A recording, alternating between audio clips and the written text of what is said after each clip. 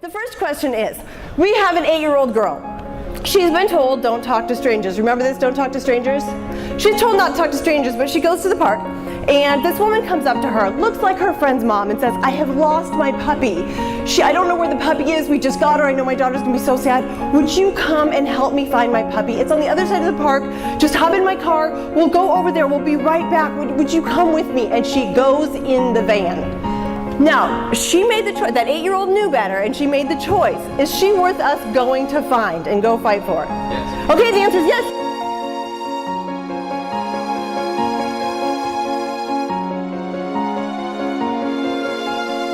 This girl's 13 years old, and she's approached by a guy who says, you know what, it'd be cool to see how you are when you're intoxicated. Why don't you come over? I mean, you're 13, you're old enough. Let's just come over and have a drink. I'll take care of you, baby, you'll be fine. She's 13, she sneaks out of the house, she goes and drinks with this guy. Then she takes a couple pictures she shouldn't take. And then he says, if you don't do what I want you to do, those pictures are gonna go out. She's 13, she knows better, she chose to get drunk and take bad pictures. Is she worth us fighting for? Sex trafficking in Los Angeles, it's the same as it is in Florida and everywhere else in the country. It's literally everywhere. Statistics and numbers don't do justice to how rampant this is. But I'll just basically give you some examples. The Los Angeles County Sheriff's Department hosts the Los Angeles Regional Human Trafficking Task Force. We put on operations all the time where we put undercover deputies out on a street corner somewhere in Los Angeles County near a motel. Within under 2 to 3 minutes, somebody's stopping and soliciting that girl. I don't think many people think about it. When you think about extortion, you think it's money involved. Well, what's happening, and it's even happening in the high school levels, where children, or we'll get an 18 or 19-year-old guy that'll come to the high school and hang out with the 13, 14-year-old girl.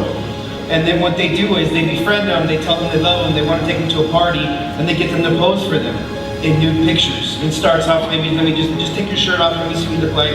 And then it's other pictures that are a lot more revealing. When this happens, and when the girl decides, hey, I shouldn't be doing this, I think I need to go home now, and then now what you have is this suspect, 18, 19-year-old kid as well, now telling this young girl, now you're gonna do what I have to, or what I tell you to do, because if you don't, guess what? I'm posting your pictures on the internet. She is 17 years old. She is 17, and there's this cool girl that's around. This cool girl has her hair done all the time. She's got her nails done. She's got the Apple Watch, the coolest jeans. She's got a different outfit every single day, and she's totally comfortable with everybody around her. This 17-year-old is like, why are you nice to me? 18-year-old's like, oh, I have the life. I have a great friend, he takes care of me, we party, you should hang out with me. Your friends are lame. So slowly 17-year-old kind of starts hanging out with 18-year-old, and finally 18-year-old says, you wanna come to a party with me? Like, it's fun. You will go home with cash in hand. And there's things going on at the party, and there's things she's expected to do. And the idea is, what did you expect? Like, what did you think? Are you gonna go run back to your old friends? And that child, that 17-year-old decides, okay, I'm in this situation, I'll just do it. Is that 17-year-old worth us fighting for?